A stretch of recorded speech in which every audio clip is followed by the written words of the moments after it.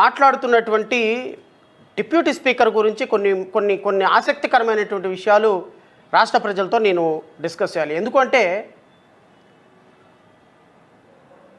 ఆయన వ్యక్తిగతంగా నాకు చాలా మిత్రుడు. మిగతా వాళ్ళకి మిత్రుడా కాదో నాకైతే తెలియదు. బహుశా 19-24 మధ్య కొన్ని వేల సార్లు మేము మాట్లాడుకుని ఉంటాం, కలిసి చాలా దూరం చాలా సందర్భాల్లో నేను ఢిల్లీ వెళ్ళినప్పుడు ఆయన ఆతిథ్యం ఇచ్చాడు. ఆయన ఇంట్లో భోజనం చేసాం. We had a lot of talk and we use to exchange so many views, legal knowledge share చేసుకున్నాం, అంశాలను ఎలా డీల్ చేయాలో చెప్పాము.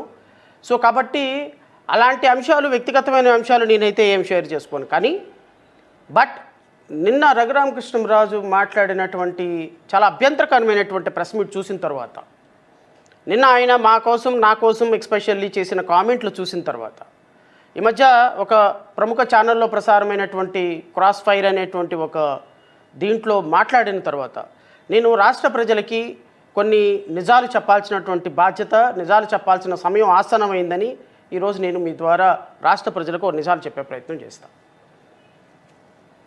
కూటమి ప్రభుత్వం అధికారంలోకి వచ్చిన తర్వాత ఫస్ట్ దాడి ఆంధ్రప్రదేశ్ రాష్ట్రంలో ఎందుకనో నాకైతే తెలీదు.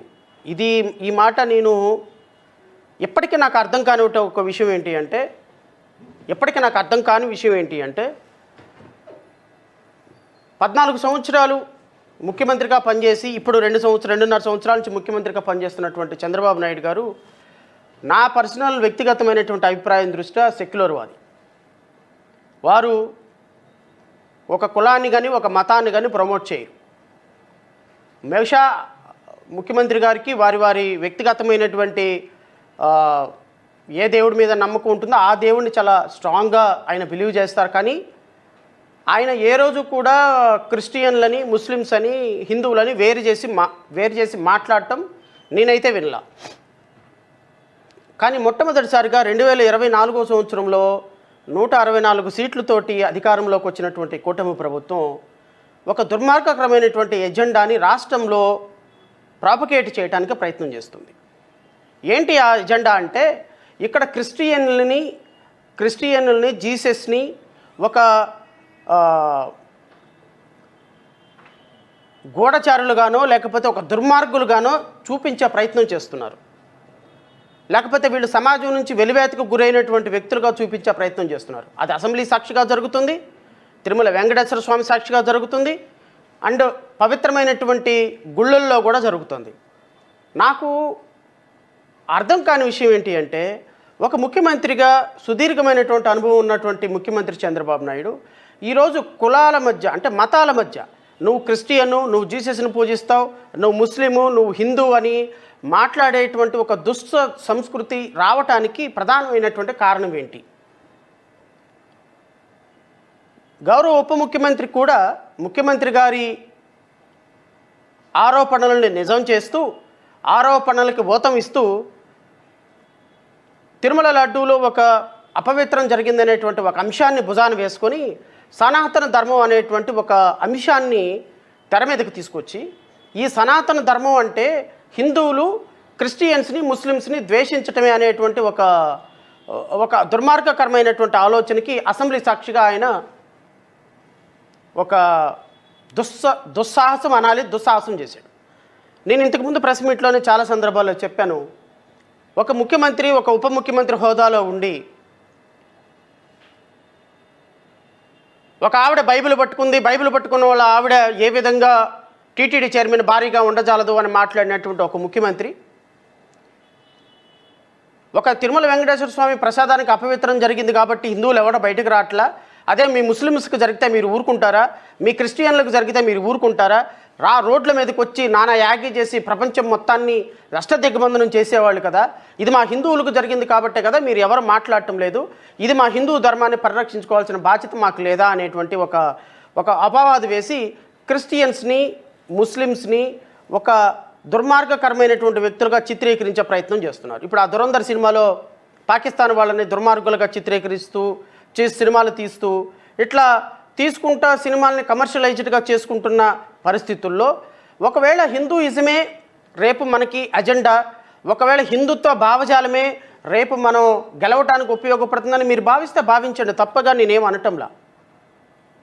ఎందుకంటే నిన్న ఒక గౌరవప్రదమైనటువంటి స్థానంలో ఉన్నటువంటి ఒక కాన్స్టిట్యూషనల్ పోస్ట్లో ఉన్నటువంటి ఒక రఘురామకృష్ణరాజు నిన్న చేసినటువంటి దుర్మార్గకరమైనటువంటి కామెంట్స్ మీద ఈ రాష్ట్రంలో ఉన్న కోటాను కోట్ల మంది, అంటే ఆయన ఏమంటాడు అంటే ఈ రాష్ట్రంలో ఎస్సీలు ఎవరున్నారు? అందరు క్రిస్టియన్లే కదా, అందరు చర్చిలకు వెళ్తున్న వాళ్ళే కదా, ఎస్సీలు ఎవడున్నాడు? ఎస్సీలు ఎవడు లేడు. 95% క్రిస్టియన్స్ అందరూ కూడా, ఎస్సీలు అందరూ కూడా చర్చిలకు వెళ్తున్నారు. సో కాబట్టి వాళ్ళు చర్చిలకు వెళ్తున్నారు కాబట్టి వాళ్ళు క్రిస్టియన్స్, వాళ్ళ క్యాస్ట్ సర్టిఫికేట్ క్యాన్సిల్ చేయాలి. ఇది రఘురామకృష్ణరాజు గారి యొక్క దండ. నిన్న 113 చర్చిలకి ఆయన అనాధికారిక చర్చిలకి నోటీసులు పంపించి ఎవరైనా సరే బైబిల్ పట్టుకొని చర్చికి వెళ్ళాలి అనే వాళ్ళని టార్గెట్ చేసి, ఒక ఎంప్లాయీ బైబిల్ పట్టుకొని చర్చికి వెళ్ళాలి అంటే గజ భయపడిపోయేటువంటి పరిస్థితికి తీసుకొచ్చేటువంటి ఒక అద్భుతమైనటువంటి ఎజెండా రఘురామకృష్ణరాజు గారు కూటమి ప్రభుత్వంలో ఈయన మీద ఆ గురుతరమైన బాధ్యత పెట్టారేమో అని నాకు అనిపిస్తుంది. ఓ పక్క ముఖ్యమంత్రి గారు, ఇంకో పక్క ఉప ముఖ్యమంత్రి గారు అసెంబ్లీ వేదికగా క్రిస్టియన్స్ని, బైబిల్ పట్టుకున్న వాళ్ళని అవమానించటం ఒక పక్క.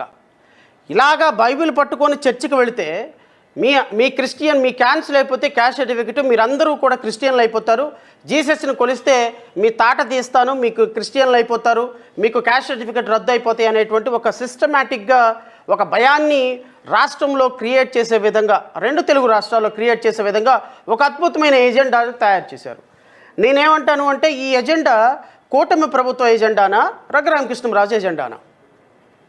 ఇది కూటమి ప్రభుత్వ ఎజెండా కాబట్టే ముఖ్యమంత్రి కింద ఉన్నటువంటి ఉప ముఖ్యమంత్రి కింద ఉన్నటువంటి మంత్రులందరూ వీళ్ళందరూ కూడా రఘురామకృష్ణరాజు గారు ఆకివీడులో ఆడుతున్నటువంటి డ్రామాకి, రఘురామకృష్ణరాజు గారు ఆకివీడులో చేస్తున్నటువంటి ఒక దుశ్చర్యలకి మద్దతు పలుకుతూ రఘురామకృష్ణరాజు భుజం మీద తుపాకీ పెట్టి ఈ రాష్ట్రంలో ఉన్నటువంటి 1,20,00,000 మంది దళితులని, లేకపోతే మీరు అన్నట్టు క్రిస్టియన్స్ని కాల్చే ప్రయత్నం చేస్తున్నారు. ఎందుకు జరుగుతుంది ఈ రాష్ట్రంలో ఇలాంటి కాల్చే ప్రయత్నం అనేది రాష్ట్ర ప్రజలు ఒకసారి ఆలోచించమని కోరుతున్నాం. ఈ రఘురామకృష్ణరాజు గారు, ఇంత సచ్చిలుడిగా మాట్లాడే రఘురామకృష్ణరాజు గారి నుంచి కొన్ని విషయాలు మీతో చెప్పాలి. సహజంగా ఒక వ్యక్తి మెంబర్ ఆఫ్ పార్లమెంట్గా ఉన్నప్పుడో లేకపోతే ప్రజాప్రతినిధిగా ఉన్నప్పుడో ఆయన గురించి వ్యక్తిగతంగా మాట్లాడాల్సిన అవసరం లేదు, లేకపోతే ఇంకో మాట్లాడాల్సిన అవసరం లేదు.